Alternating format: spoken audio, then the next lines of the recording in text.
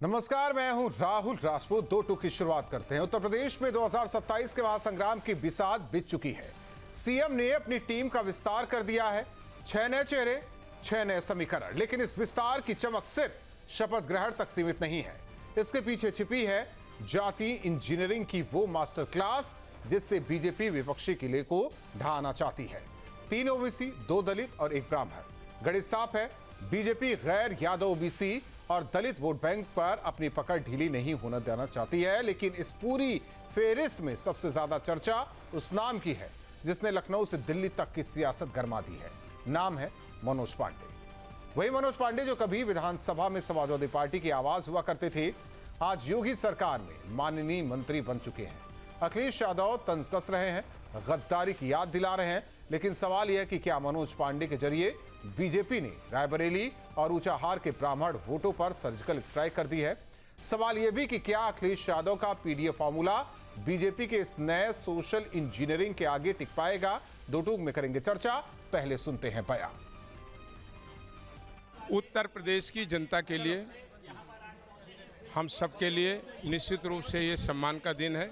एक नई जिम्मेदारी मिली है, उसका पूरा ईमानदारी से अपने पार्टी के निर्देशों पर और पार्टी की विचारधारा पर चल के काम करूंगा। अखिलेश यादव भगौड़ा कह रहे हैं आपको। कैबिनेट मंत्री अखिलेश यादव भगौड़ा कह रहे हैं। कैबिनेट मंत्री मनोज पांडे ने आज कैबिनेट भगोड़ा कौन होता है? जो भगोड़ा वो होता है जो अपने पुरखों को छोड़े, अपने पूर्वज को छोड़े, अपने इतिहास को छोड़े, अपने सनातन को छोड़े, अपने राष्ट्र को छोड़े, वो भगोड़ा होता है।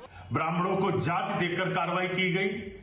अल्पसंख्यक और मुस्लिम समाज के लोगों पर सरकार ने प्रतिशोध की भावना से बुलडोजर की कार्रवाई की और मुख्यमंत्री जी के सजाती अपराधी सरेआम खुले घूम रहे हैं। तो ऐसे समय में मंत्रिमंडल विस्तार का कोई औचित्य नहीं बनता।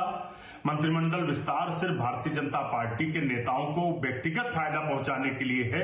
जो आम जनता की गाड़ी कमाई का टैक्स का पैसा है उसको उन मंत्रियों पर लुटाया जा रहा है।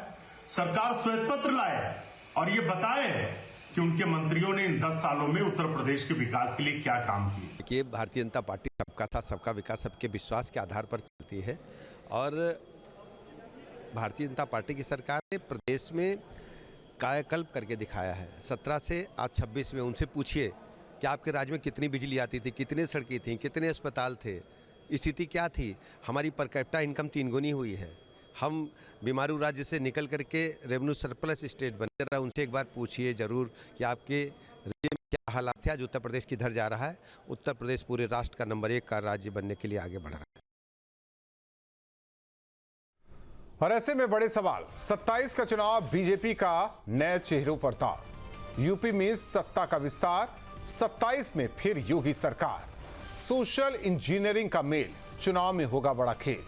कैबिनेट में नए चेहरों की एंट्री, 27 में दिलाएंगे विक्ट्री। इन सवालों के साथ मेहमानों से चर्चा करेंगे। हमारे साथ मेहमान जुड़े हैं आलोकवत सिंह, बीजेपी नेता, पूजा मिश्रा जी, प्रवक्ता समाजवादी पार्टी, वरुण पुरोहित जी, कांग्रेस नेता, राघवेंद्र राम द्विवेदी जी, प्रवक्ता एसपी। आप सभी मेहमानों का दो टूक में स्वागत है। पूजा मिश्रा जी, 54 थे, 60 हो गए, कह रहे विकास की रफ्तार बहुत तेज होगी और 27 में फिर हम दोहराएंगे एक बार फिर योगी सरकार, यानी कि तीसरी बार हैट्रिक। राहुल जी आपको नमस्कार, साथी प्रवक्ताओं को भी नमस्कार। आज मातृ दिवस है। देश भर की माताओं को मातृ दिवस की बहुत बहुत शुभकामनाएं। और 6 मंत्री जो बने हैं उनको भी बहुत बहुत बधाइयां। हमें लगा कि 33% का नारा दे रख रहे थे, तो क्या पता हो सकता है कि जो 6 मंत्री बनाने जा रहे हैं वहां पे 33% महिलाओं का रिजर्वेशन दिखे भाजपा की तरफ से, पर देखने को नहीं मिला। ये जो आपको पता है इसको कैलकुलेट करेंगे तो लगभग 16% जो है एक महिला को देकर के रिप्रेजेंटेशन दिखा है। अच्छी बात है, इनको जो है मुबारकबाद है। पर अभी आपने कहा कि ये जो है दांव खेला जा रहा है या ब्राह्मण चेहरों को दे दिया गया तो ब्राह्मण आ जाएंगे।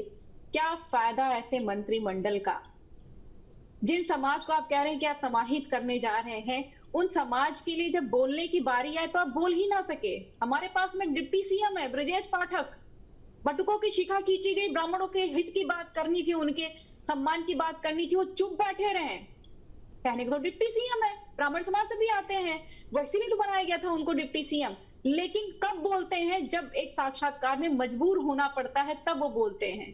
तो ऐसे अब दलितों के साथ में अत्याचार बढ़ा हुआ है, एनसीआरबी का आंकड़ा बताता है कि सबसे ज्यादा दलितों के अगेंस्ट में अत्याचार उत्तर प्रदेश में हो रहा है।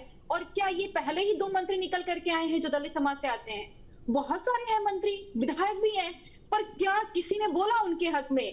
तो आप ऐसे फेयरली लंबी बनाते चले जाइए, लेकिन आप अगर जनता की हित की बात नहीं करेंगे तो जनता आपके साथ में नहीं रहने वाली। और ये जो विधायक की बात कर रहे हैं, आपको जिनको मंत्री दिया गया हुआ है 2024 से पहले ही चले गए थे ना, मंचों पे जा जा करके इन्होंने जो है समाजवादी पार्टी को उल्टा सीधा कहा भी था। भाजपा के यहाँ पे अगर आपको रहना है तो आपको विपक्षी पार्टी को भला बुरा कहना पड़ेगा। इनके डिप्टी सीएम भी उसी चीज पे जिंदा रह रहे हैं, जो विपक्ष के नेताओं को इन्होंने तोड़ करके अपने साथ लिया है वो भी उसी चीज पे जिंदा है। ठीक है आलोक जी, विस्तार कर लीजिए, लेकिन समाजवादी पार्टी का कहना है कि उससे कितना कल्याण होगा जनता का, और वो तो बैठे हुए हैं कि 27 में वही आ रहे हैं, आप लोग हैट्रिक की बात कर रहे हैं।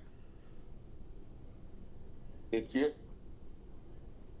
मुंगेरी लाल के हसीन सपने देखने से कोई किसी को नहीं रोक सकता।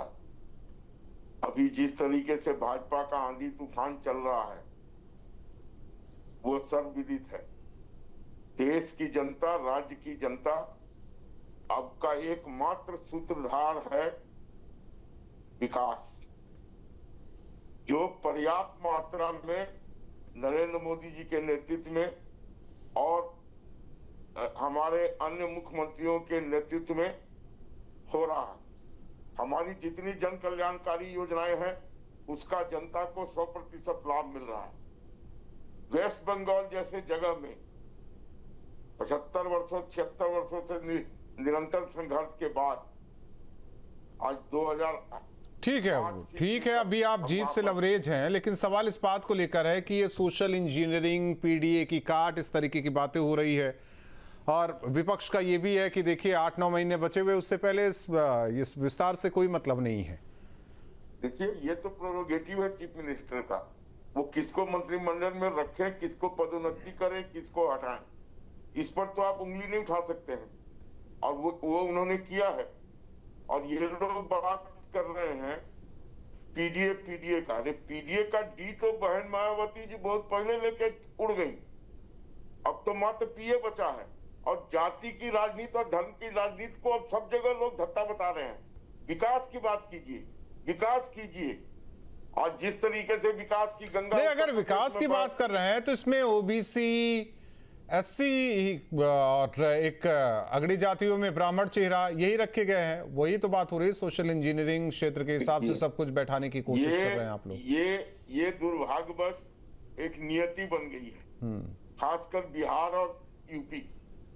यहाँ तो गतवाद चीजें जातिगत हो जाती हैं, तो उसको भी दृष्टिकोण में रखकर कुछ कवायद करनी पड़ती है।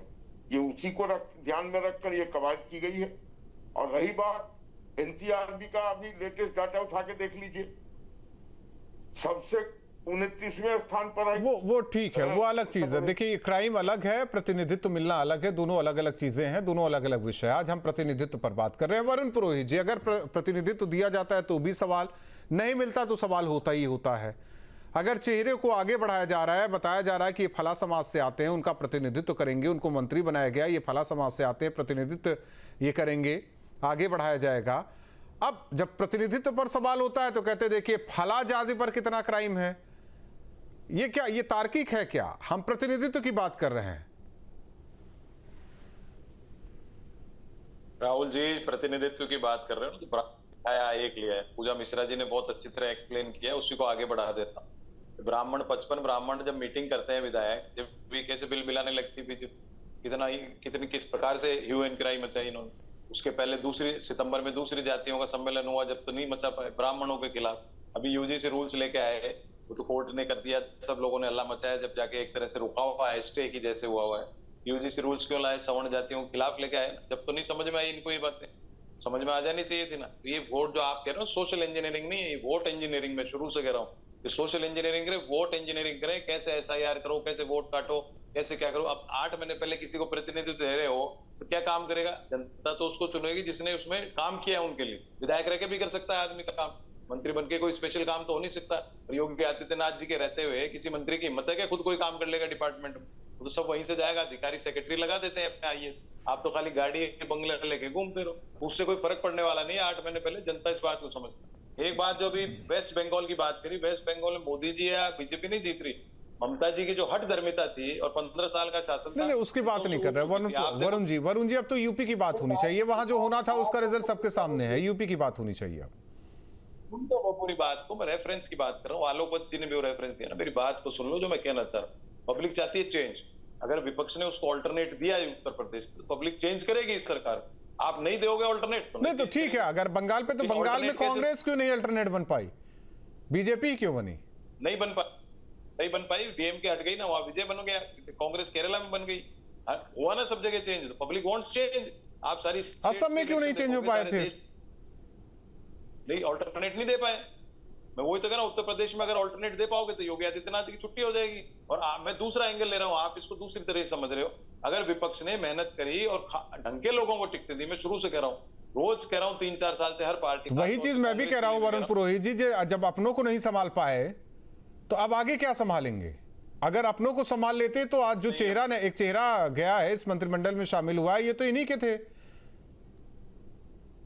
नहीं, आप अभी मनोज पांडे का जैसे उदाहरण आया, मैं आपको कह रहा हूँ, बीजेपी सारी जो समग्र रूप से देश के अंदर आ रही है, आप कह रहे हो असम और कहीं, जब कांग्रेस या दूसरी पार्टी को लेके आ रही है, खुद का तो फैक्ट्री नहीं है। हाँ, डेडिकेटेड वर्कर ये जरूर बनाते हैं, पर नेताओं की फैक्ट्री इनके पास नहीं, वो बोरो करने पड़ते हैं। ठीक है, मैं मानता हूं कि नेताओं की फैक्ट्री नहीं है। जब एक परिवार ही दिशा निर्देश देगा, वही सब तय करेगा, तो बाकी नेता क्या करेंगे? वो दरी उठाते रहेंगे क्या? झाड़ू लगाते रहेंगे?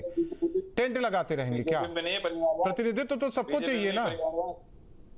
बीजेपी में नहीं परिवारवाद, आप ये बता दो, क्लियर कर दो। बीजेपी में नहीं है परिवारवाद, मैं मान जाऊंगा आपकी बात। तो फिर ये जो सभी बीजेपी नहीं, एक बात बताइए, जो सभी बने हैं, एक चीज ये बता दीजिए वरुण पुरोहित जी, जो चेहरे योगी कैबिनेट में शामिल किए गए हैं, इनका बैकअप था क्या? प्रधानमंत्री के बेटे थे या मुख्यमंत्री के बेटे हैं या मंत्री के बेटे हैं? मेरी बात तो सुन लो। अब पूजा मिश्रा जी है यहाँ पे, ये मुख्यमंत्री की बेटी है क्या? ये यादव है क्या? प्रवक्ता है। अरे तो विधायक भी बनेंगी इस चुनाव में, देख लीजिएगा। समाजवादी पार्टी के सारे यादव की, अखिलेश के परिवार के थोड़ी विधायक हो गए, इतने विधायक हैं। अभी तक तो यही होता आया है। राघवेंद्र जी भाई एनडीए में है, सोशल इंजीनियरिंग, सबको प्रतिनिधित्व दे रहे हैं। इनके भी जो है, समाजवादी पार्टी के भी जो है, राज्यसभा चुनाव के दौरान उन्हें भी जगह दी जा रही है। तो क्या लगता है? वो तो कह रहे हैं, देखिए 27 में अगर ऑप्शन मिलेगा तो जनता चेंज कर देगी। आप तो एनडीए के साथ हैं, वो पीडीए की बात कर रहे हैं, आप एनडीए के साथ हैं। राहुल जी, जिसकी रही भावना, जैसी 3 मुहूर्त दिन देखी तैसी, ठीक है। एनडीए और सुभाषपा, भाजपा, एनडीए के जितने सहयोगी दल हैं, अगर वो अपना दरवाजा खोल दें तो मुझे नहीं लगता है कि उत्तर प्रदेश या पूरे देश में अन्य किसी दल में कोई नेता मंत्री बचेगा, क्योंकि सब लोग जान रहे हैं, सब लोग घुट के रह रहे हैं। ये पीडीए नहीं, ये परिवार डेवलपमेंट अथॉरिटी चला रहा है। अभी जैसे मैं कांग्रेस के प्रवक्ता की बात सुन रहा था, तो जरा बता दीजिए ना कि ये परिवार के बाहर क्या करते हैं। बंगाल की बात आई तो बंगाल पर रोते हैं, उत्तर प्रदेश की बात आई तो रोना रोते हैं, मध्य प्रदेश में क्या कहते हैं, कौन अखिलेश वखिलेश, इस तरह की राजनीति नहीं होती है। जब आपको केंद्र का चुनाव होता है, जब एमपी का चुनाव चुनना होता है, तब तो आप सब एक हो जाते हो। लेकिन जब आपको एनडीए का रथ रोकना होता है, तो एनडीए को जिताने के लिए, मोदी जी को जिताने के लिए, बीजेपी को जिताने के लिए, बीजेपी के सहयोगी दलों को जिताने के लिए आप सब अलग अलग लड़ते हो। आप देख लीजिए बंगाल में क्या हुआ, पंजाब में क्या हुआ, उत्तराखंड में क्या हुआ, मध्य प्रदेश में क्या हुआ। मैं तो कहता हूं देश की सारी पार्टियां ये चाहती हैं कि अनवरत एनडीए सरकार बनी रहे, क्योंकि इनके पास ना कोई मुद्दा है, न कोई लक्ष्य है, न कोई कार्यकर्ता है, और न इनके पास कोई बहुत बड़ा विजन है। इनको ले दे के एक ये लक्ष्य है, परिवार के 5-7 लोग एमपी बन जाए, परिवार के 5-7 लोग पार्टी में प्रमुख पदों पर रहे, और बाकी लोग दरी बिछाएं। दरी बिछाने का जो काम है वो खासकर समाजवादी पार्टी और कांग्रेस के नेताओं को दिया जाता है। आप ये परिवारवाद कर रहे थे, जरा बताइए ना कि उत्तर प्रदेश या पूरे देश में एनडीए के मुख्यमंत्री को क्या किसी मुख्यमंत्री का लड़का मुख्यमंत्री बना है क्या? लेकिन जब भी अखिलेश यादव जी को मुख्यमंत्री बनाना होगा, या तो उनके पिताजी रहे, या तो वो रहेंगे, या उनकी अगली पीढ़ी रहेगी। पूजा मिश्रा जी मुख्यमंत्री नहीं बन पाएंगी। और जब भी आप कांग्रेस में, तो देखिए कांग्रेस में अध्यक्ष तो केवल एक नाम का है, आप बैठे हैं, इनके प्रवक्ता पूछ लीजिए कि अध्यक्ष जी कहां गायब हैं। पिछले कई महीने से टीवी डिबेट या मीडिया से तो दिख नहीं रहे हैं। उनको एक स्क्रिप्ट लिखा हुआ मिलता है कि क्या बोलना है, क्या कैसे करना है। सही ठीक है, वो देखिए वो चीजें अलग है, वो चीजें अलग है, क्योंकि अब उत्तर प्रदेश चुनाव की तरफ जा रहा है जी। ठीक है राहुल जी, मैं फिर अपनी बात दोहरा रहा हूं। उत्तर प्रदेश के सभी नेता ये चाहते हैं कि योगी जी की शासन सुशासन रहे। महिलाओं से लेके बेरोजगारों से लेके प्रबुद्ध वर्ग से लेके गरीब अंतिम तबके के लोग भी चाहते हैं कि महाराज जी मुख्यमंत्री बने रहें, क्योंकि जो जमीन सरकारी है वो जमीन हमारी है। नारा खत्म हो गया राहुल जी। नहीं तो आप पूजा को देखिए, पूजा मिश्रा जी हमें लगता है जनेश्वर मिश्र जी के ही उससे प्रभावित है सिद्धांतों से जी। नहीं, जो जमीन सरकारी पूजा जी नहीं, ये ठीक है ना। आप उसमें क्या, जब समाजवादी पार्टी का गठन हुआ तो सब थे उसमें। हाँ ठीक है, अब वो एक जगह जाकर टिक गया है मामला, तो अलग है वो। देखिए, अभी राहुल जी आपने कहा कि मैं जो है जनेश्वर मिश्रा जी से प्रभावित हूँ। बिल्कुल, मैं छोटे लोहिया जी से प्रभावित हूँ, मैं लोहिया जी से प्रभावित हूँ, मैं नेताजी से प्रभावित हूँ, और जो है अटल बिहारी वाजपेयी जी से प्रभावित हूँ। अखिलेश यादव जी बिल्कुल हमारे नेता हैं। मतलब मैंने 18 साल की उम्र से राजनीति चालू की हुई थी और मेरी उम्र 32 साल होने आ रही है। राहुल जी ऐसा समझिएगा, मैं जो है समाजवादी पार्टी के आंगन में मतलब पली बड़ी हुई हूँ। तो मेरे अंदर में जो समाजवाद है ना, बिल्कुल धरातल से घुसा हुआ समाजवाद है। अब बात कर लेते हैं, हम लोग उत्तर प्रदेश की बात कर रहे हैं। तो अभी तो मैं कहूंगी जो सुभाष के प्रवक्ता थे, सूप तो सूप चलनी भी बोले जिसमें हजार छेद। इनको लगता है सब ओपी राजभर है। अगर एनडीए का दरवाजा खुल जाएगा तो सब ऐसे पलटी मार लेंगे। ओपी राजभर के ऊपर में जो है अभी एमपी कोर्ट से एफआईआर का आदेश आया हुआ है, उनके ऊपर में एफआईआर दर्ज की जाएगी। किस लिए की जाएगी? भाजपा के जब 2022 के चुनाव चल रहे थे, भाजपा को भर भर के इन्होंने गालियां दी हुई थी ओपी राजभर जी ने, उस पे केस चलेगा। तो ये बात कर रहे हैं। अब परिवारवाद की बात करते हैं। अभी 2024 में टिकट लेना था, 2024 में टिकट लेना था। किसके लिए टिकट मांगा था ओपी राजभर जी ने? अपने बेटे के लिए, बिल्कुल युद्ध स्तर पर जाकर के कि भैया कुछ भी हो जाए, बेटे को दिया जाए, भले उनकी जमानत जब्त हो जाए। तो ये जो है जो बातें कह रहे हैं, मुझे लगता है उनको तो छोड़ ही देना चाहिए। हमारा संविधान राहुल जी अलाउ करता है कि मैं भी चुनाव लड़ सकती हूँ, मेरी बहन भी लड़ सकती है। नहीं वो तो ठीक है, लेकिन पूजा मिश्रा जी, उनका एक सवाल था कि समाजवादी पार्टी में रहते हुए मैं मान लेता हूं कि पूजा जी विधायक बन जाएंगी, सांसद बन जाएंगी, पूजा जी मंत्री बन जाएंगी, क्या पूजा जी मुख्यमंत्री बन सकती हैं समाजवादी पार्टी की तरफ से? क्यों नहीं बन सकते हैं? क्यों नहीं बन सकते हैं? बताइए, मुख्यमंत्री कौन तय करता है? विधायक दल का जो नेता होगा, मुख्यमंत्री को विधायक तय करते हैं। अगर ये भविष्यवाणी करना जानते हैं इतनी अच्छी, तो मुझे लगता है अच्छी बात है, इनको मुबारक हो।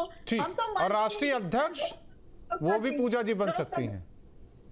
अब बिल्कुल समाजवादी पार्टी का कोई भी कार्यकर्ता बन सकता है, राष्ट्रीय अध्यक्ष भी बन सकता है, मुख्यमंत्री भी बन सकता है, विधायक भी बन सकता है, सांसद भी बन सकता है। अभी अब जिनको मंत्री बनाया गया समाजवादी पार्टी में, मुख्य सचेतक थे वो, जिनको इतने दिनों तक टहला करके रखा गया और आज जाकर के मंत्री दी जा रही है 8 महीने पहले। अभी माता प्रसाद पांडे जी नेता प्रतिपक्ष है समाजवादी पार्टी में। आपको पता है कि समाजवादी पार्टी में ये नैरेटिव फैलाते रहना, नैरेटिव चाली। अभी नहीं आप लोग पीडीए कहते हैं ना, हमें लगता है कि माता प्रसाद पांडे की जगह कोई गैर यादव ओबीसी होता तो समझते पीडीए वाली बात, या अति पिछड़ा होता तो समझ में आता। राहुल जी अति पिछड़ा होता जो है, चाहे ऐसा नहीं कि समाजवादी पार्टी ने सबको रिप्रेजेंटेशन नहीं दिया, सबको रिप्रेजेंटेशन नहीं दिया हुआ है। और राहुल जी, किसी के अधिकार की बात करने का मतलब ये नहीं कि किसी के अधिकार को छीन लिया। प्रतिनिधित्व की बात कर रहे हैं, अधिकार अलग हुआ, प्रतिनिधित्व पहले प्रतिनिधित्व दीजिए, अधिकार अपने आप मिल जाएगा उसे। बिल्कुल दिया हुआ है समाजवादी पार्टी ने। आप सोचिए, जहाँ पे जनरल सीट होती है वहां से अवधेश प्रसाद जी विधायक है, फिर सांसद होकर के आ रहे हैं, सांसद है, बिल्कुल सांसद होकर के आ रहे हैं। कैसे होकर के आ रहे हैं? वहां पे तो जनरल लाना चाहिए था, लेकिन नहीं, हमने प्रतिनिधित्व देने के लिए समाजवादी पार्टी के लोकसभा में समाजवादी पार्टी के सांसदों के नेता वही हैं क्या?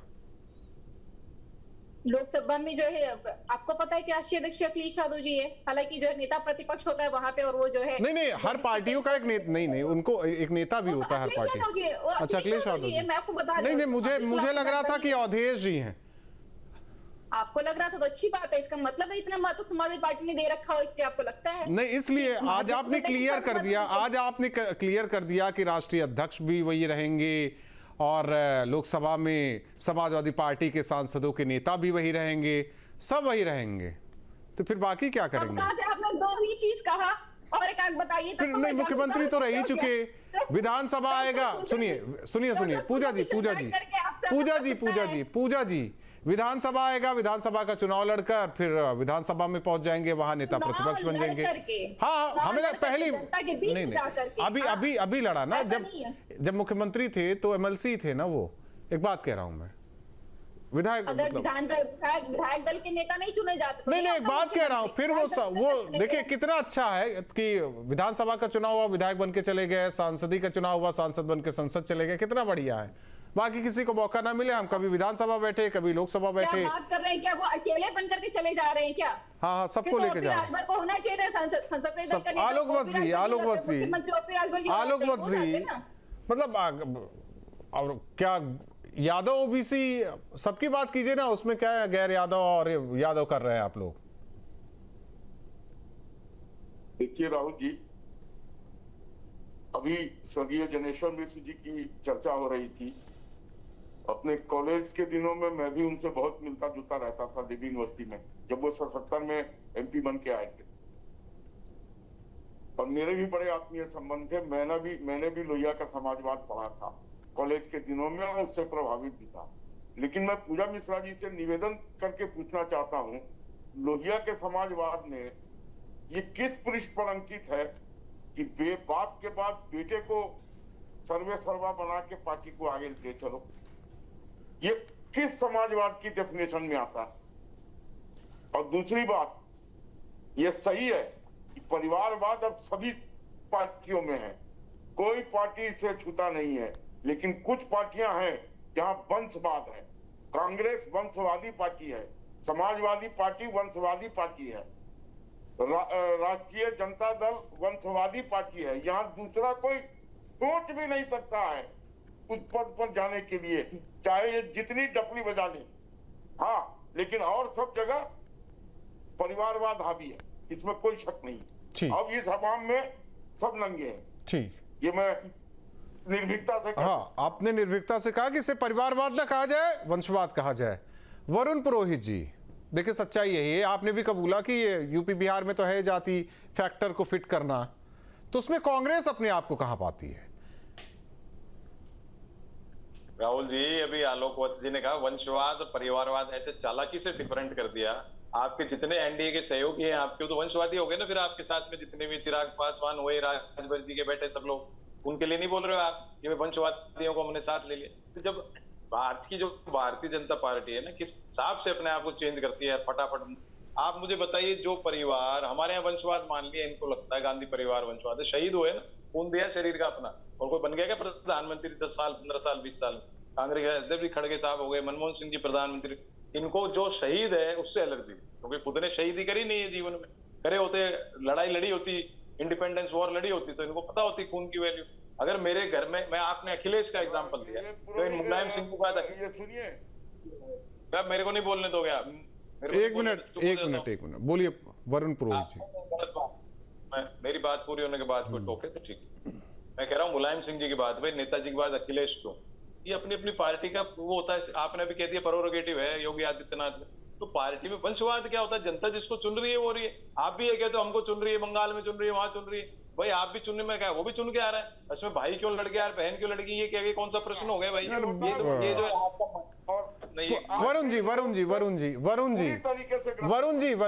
एक मिनट वरुण जी, अगर ये जो आप चीजें जो बता रहे हैं, वो लखनऊ की सड़क पे सबने देखा, कौन किसका माइक खींच रहा था, उससे पहले कैसे पार्टी से किसको अलग किया जा रहा था, किसको कैबिनेट से अलग किया जा रहा था, सबने देखा। ठीक है, इसे आप मत बताइए कि हमने विधायक दल के बैठक सबने देखा, किसका अडवाणी जी को मार्गदर्शन मंडल में डाला, वो भी सबने देखा। हाँ, कांशीराम राणा को गुजरात में डाला, वो एक मिनट वरुण पुरोहित जी, वो देखिए, अब आप ही तय कीजिए कि उससे ये परिभाषित करके हम दोनों को एक तरह से देख लेंगे। नहीं, आप मोरालिटी एथिक्स की बात नहीं, मोरालिटी एथिक्स की बात करेंगे तो फिर वही हो जाएगा कि एक गांधी परिवार में एक बहू अंदर रही, एक बहू सड़क पर रही, तो ये मत समझाइए ना हमें। एक बात मैं कह रहा हूं, बीजेपी ने लिया था ना, बीजेपी ने अपने साथ लिया था बहू को और बेटे तो अब जब छोड़ेगा तो कुछ ना कुछ तो हाथ, कोई तो भाई हाथ तो थामेगा ना। कांग्रेस ने क्या नहीं दिया? कांग्रेस को रोक रही थी क्या किसी को? पर आप कांग्रेस को विभाजित करोगे तो परिवार, आप जिस बात की कह रहे हो, फिर बीजेपी में क्यों गई? रह जाती कांग्रेस में, रोका था क्या किसी ने? आपको हर चीज में मुझे चाहिए मुझे चाहिए, आप ये कह रहे हो ना हर पार्टी में, खाली कांग्रेस को या समाजवादी अच्छा, को मतलब मत करिए। बीजेपी में नहीं, बीजेपी में उन्होंने नहीं कहा था कि हमें चाहिए, इसीलिए घर से बाहर कर दिया गया। किसी ने बाहर नहीं किया। कॉस्मोपॉलिटन बीजेपी जो है वो धुली हुई है क्या दूध से? गाय के दूध से धुल गई होगी। इनके तो है नहीं परिवारवाद, इनके है नहीं वंशवाद, इनके है नहीं मोरल। अच्छा, बता दीजिए, नहीं, मैं वरुण पुरोहित जी, एक चीज बता दीजिए, कौन से प्रधानमंत्री का बेटा प्रधानमंत्री बना या कौन से मुख्यमंत्री का बेटा मुख्यमंत्री बना है? एक उदाहरण दीजिए। कैपेबिलिटी थी राजीव गांधी ने, खून दिया देश के लिए, क्यों नहीं बन सकता? अगर खून दे सकता है तो बेटे का बेटा, सैनिक का सैनिक नहीं जाता, फौज का बेटा जाके फौज में नहीं शामिल होता? नहीं तो खून एक मिनट, क्या बॉर्डर पर जाकर सब लड़े हैं? दूसरे देशों से लड़ाई, दुश्मन देशों से लड़ाई है?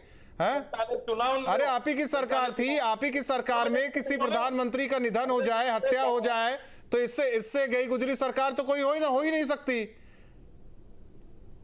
फिर आप तो चारों तरफ से फेल थे। आप ही की सरकार में अगर सारी चीजें हो गई और उसे आप कह रहे हैं कि नहीं, हम तो शहीद हो गए। नहीं तो वही तो, ये प्राण देना शहीद हो गया। नहीं, प्राण देना शहीद हो गया क्या? गजब, सारे इनपुट्स आप लोगों के तरफ, सारी चीजें आप लोगों की तरफ, आज कह रहा है शहीद हो गया। ये कैसी पॉलिटिक्स है? ये तो समझ से परे है। राघवेंद्र राम जी राजभर, नहीं, आप तय करेंगे क्या? आप तय करेंगे क्या? सरकार आपकी, सारी चीजें आपकी, एक मिनट बात सुनिए, सरकार आपकी थी, सारी चीजें आपकी थी, और उसमें किसी प्रधानमंत्री पर वार हो, किसी पर वार कोई करे, किसी पर गोली चलाए, तो इससे बड़ी विडंबना हो नहीं सकती इस देश में। बहुत गलत बात नहीं, आप भी गलत कह रहे हैं, आप एक मिनट, नहीं, आप भी गलत कह रहे हैं ना, आप भी गलत कह रहे हैं। क्यों नहीं हो सकता? परिवार के लिए खून दिया, क्यों नहीं हो सकता? फिर तो एक काम कीजिए ना, देश के लिए खून, फिर नहीं, वरुण पुरोहित जी, हमारे जो शहीद हैं इस देश की रक्षा करते हुए, जो शहीद हुए, उन्हें भी तैनाती दे दी जाए हर जगह। देंगे क्या? है क्या आपका प्रावधान? फिर कहेंगे नहीं, संविधान में ये है ही नहीं। लेकिन हाँ, एक नेता कोई शहीद होता है तो उसके बेटे को तुरंत प्रधानमंत्री बना दी जाए। वह पता नहीं क्या हो गया, हमें नहीं समझ में आ रहा है, दिमाग कैसे काम कर रहा है आपका, कैसे टिप्पणी कर देते हैं। राघवेंद्र द्विवेदी जी, इस प्रधानमंत्री मुख्यमंत्री बनना है तो शहीद होना पड़ेगा पुरखों को। नहीं राहुल जी, देखिए, ये तो मैं मानता हूं कि ये तो निकम्मापन सरकार है। जिस सरकार में प्रधानमंत्री की हत्या हो जाए, जिस सरकार में मुख्यमंत्री की हत्या हो जाए, और वो सरकार कहे शहीद होना, तो ये निकम्मी सरकार है। इसी का देन है कि देश में और प्रदेश में ये स्थिति है कि आज भी लोग प्रदेश में योगी जी को, देश में मोदी जी को चाहते हैं। अभी सपा की प्रवक्ता कह रही थी ओम प्रकाश राजभर जी के बारे में, तो मैं बता दूं कि अखिलेश यादव जी अगर ओम प्रकाश राजभर जी का नाम न ले तो उनकी राजनीति नहीं चल पाएगी। आज के डेट में देश में अगर कोई किसी का वो नाम लेते हैं तो भाजपा से ज्यादा ओम प्रकाश जी का नाम लेते हैं। और समाजवादी पार्टी ऐसी पार्टी है कि शायद ही देश में किसी को ठगने से रही हो, चाहे ओम प्रकाश राजभर जी हो, चाहे संजय निषाद जी हो, जयंत चौधरी जी हो, बहन जी हो, या तमाम ऐसे लोग, गिनाऊं तो दर्जन कम पड़ेगा कि देश में ऐसी कोई पार्टी नहीं है जिसके साथ ये ठगी नहीं किए। कांग्रेस ऐसे पार्टी के साथ, वही कांग्रेस के मध्य प्रदेश के मुख्यमंत्री कहते कौन? अखिलेश और यही कांग्रेस जो 27 साल यूपी बिहार की नारा लेके आती है, प्रियंका गांधी जी लड़ सकती है कहती हैं, लेकिन क्या होता है, ऐसे लड़ी की गायब हो गई। ठीक है, चलिए, आप चारों मेहमानों का बहुत बहुत धन्यवाद। तो कैबिनेट विस्तार, 6 नए चेहरे, क्षेत्र के हिसाब से, जाति के हिसाब से सब कुछ फिट करने की कोशिश की जा रही है। विपक्ष का कहना है कि कुछ नहीं होने वाला है, लेकिन मौजूदा सरकार में जो मंत्री हैं, नेता है, वो कह रहे हैं कि 54 से 60 हो गया, विकास को और तेजी से रफ्तार देंगे। विपक्ष कह रहा है कि इससे कुछ होना जाना नहीं, 27 में हम आने वाले हैं। लेकिन यह कहा जा सकता है कि 27 को लेकर लड़ाई शुरू हो चुकी है। 2 टूक में इतना ही।